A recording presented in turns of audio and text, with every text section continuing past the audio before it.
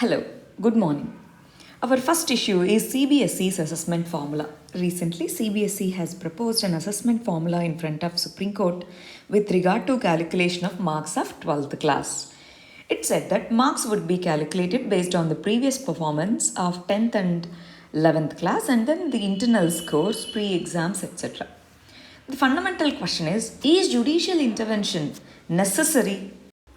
Isn't it an executive decision? Why judiciary is involving? It's because of the uncertainty and lack of quick decision making which have led to judicial intervention. This can be written as your example when you write the answers with regard to judicial activism, judicial review, etc. You can write this as an example. Next issue is center state relationship West Bengal issue. Recently, West Bengal's chief minister said that she has written 3 times to the Prime Minister to withdraw the governor of the state. But constitutionally, who should appoint and who should remove the governor? It's the President of India. But under our constitutional scheme, President of India is nominal head. That's why Council of Ministers headed by Prime Minister, they have the major decision making power. Based on their recommendations, President of India decides whether to remove or appoint the governor. That's why Chief Minister said, I've written many a times to Prime Minister. That's the issue. And this is also one more thing that she has mentioned. Consultation of states while appointing the governor is not being done in this case. That's why this particular conflict has arose in the state. But is it constitutionally mandatory to consult the states while appointing the governor? No. But in federal spirit, President of India generally consults the state. Sarkaria Commission, Poonchi Commission, they have also recommended to consult the states before appointing the governor in the federal spirit. You can write this as an example, West Bengal issue with regard to governor's appointment. Most of our current issues can be used as an examples in mains and directly as questions in prelims. Next issue is Shenzhou 12 spaceship. Recently, China has sent this spaceship, and this is a crew module, this carried crew module.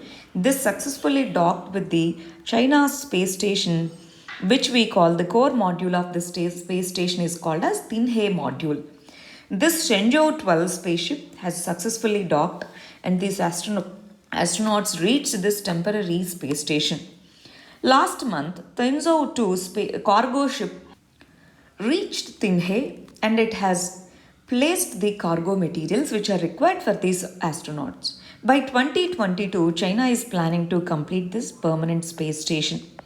We have International Space Station as of now, which is in collaboration with USA, Russia, Japan, Canada, European Union. Other countries, they can send their astronauts, but China says, we want to build our own space station because in next few years this international space station is going to be dysfunctional. Recently Russia also has announced that it is going to go with its own space station. India also has announced that by 2030 we will have our own Indian space station. Next issue is Flipkart and antitrust probe. Last year, Competition Commission of India has started an investigation against Flipkart and Amazon. These two are the largest e-commerce companies in India. And we know that Walmart has big share in Flipkart.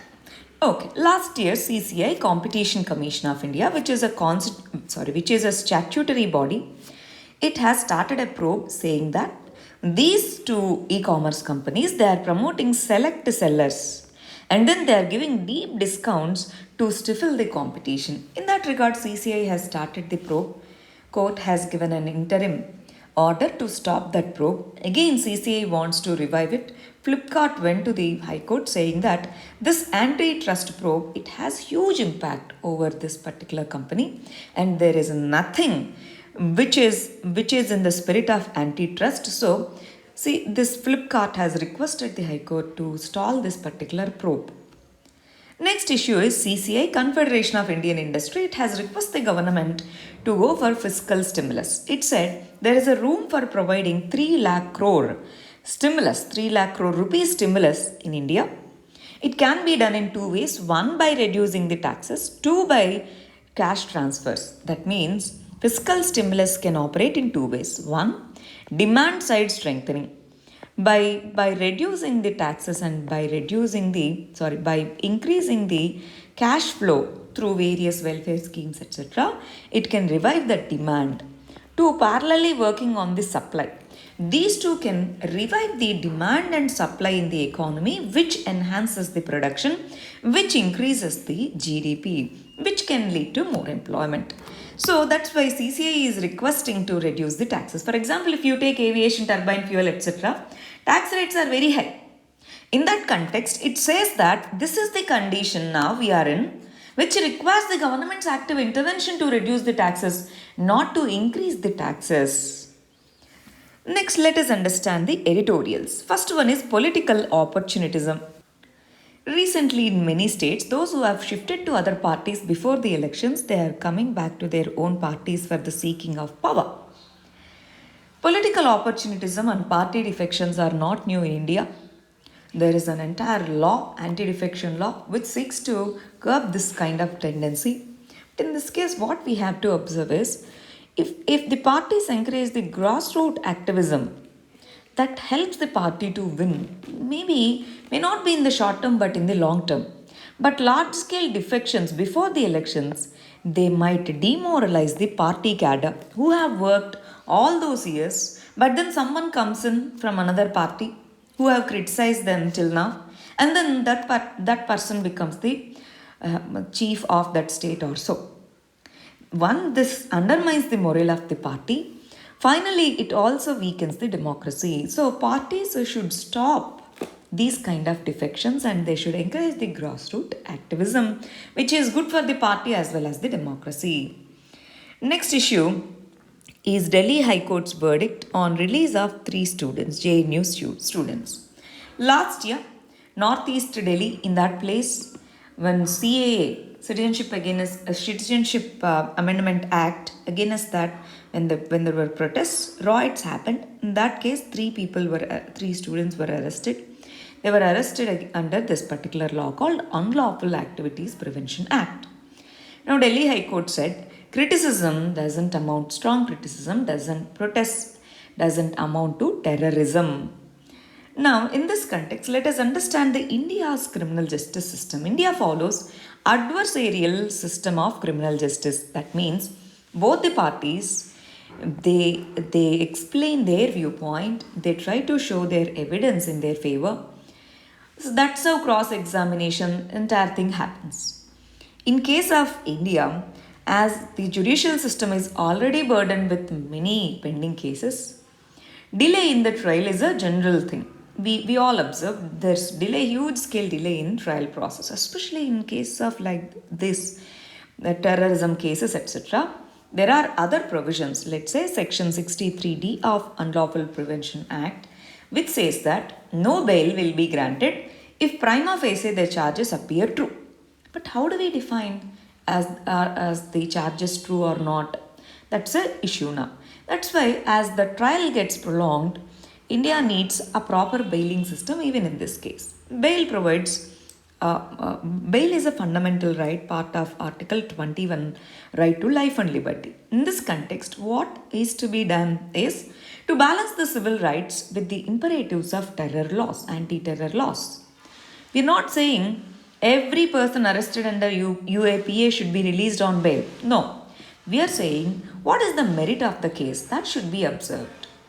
Casually invoking the UAPA provisions is being criticized. Even the Delhi High Court recently said you're casually invoking the provisions of this. Terrorism is different. Protesting against government policy and law is different. That's the viewpoint of the High Court. Next issue, very important issue, technology in India's healthcare. This can be asked as a mains question. Use of technology including artificial intelligence, blockchain technology, robotics, medical autonomous systems, big data, Internet of Medical Things, cloud computing, supercomputers, drones. There are a number of technologies which can be used to increase the efficiency and fastness of the healthcare system. As we have seen during this COVID period, as if the healthcare system is backward, then the cases are increasing, mortality is increasing. In this context, we should gather the resources and technology to enhance the capacities of the healthcare system. In this context, WHO has said that to provide universal healthcare, which is one of the important steps towards the public health, use of technology is important. But in this context, when we use the technology, there are certain concerns. What are they? Ethical appropriateness. These technology and their use should be ethical. There are digital divides which needs to be filled, and inclusion of all sectors and all communities needs to be done. These three, if these constraints are addressed, and then use and promotion of local knowledge, training the human resources to suit to the needs of these technologies, this can solve India's technological problem in the healthcare sector. Next issue is IS returnees. Afghanistan recently said that they have 4 women prisoners who belong to India. They want to repatriate them. Now the question is, should India accept them or not? 1. Under Section 3 of IPC, Indian citizen, any citizen who have committed crime in India, other country, even in the outer space, they can be tried in India. That's 1. 2. Some says that if they return India, they'll pose security threat. If they return India, they won't roam free. They'll be in the custody. They'll be tried. So in this context, they'll be in custody, so they can be safe. They can be safely returned. As of now, Indian government, we don't have for policy on how to repatriate the foreign fighters. In this context, we should understand the de-radicalization issues. For example, those who have reached the IS camps, Islamic State camps at the height of its growth in 2014 and 15, they were radicalized in one or other way. Many former IS fighters, they are placed in Syria now under refugee camps. If these are not allowed to return, what is the nature of the justice system? What is the ultimate aim of nature system? Is it reforming the person or is it punishing the person? That needs to be taken care of. Next issue is economic recovery. Government in many forums has proposed for V-shaped economic recovery. That means quickly it fell, quickly it will return to the growth. But as of now, if we see the second wave and possible third wave trend, it might not be possible. In this context, instead of fiscal consolidation, we should go for fiscal stimulus. Already we discussed on what kind of fiscal stimulus are they expecting, industries expecting. We should also understand that people should be given more food grain. Because of this lockdown, etc., free food grain programs can be extended. That can alleviate some of the vulnerabilities. Thank you very much. All the very best.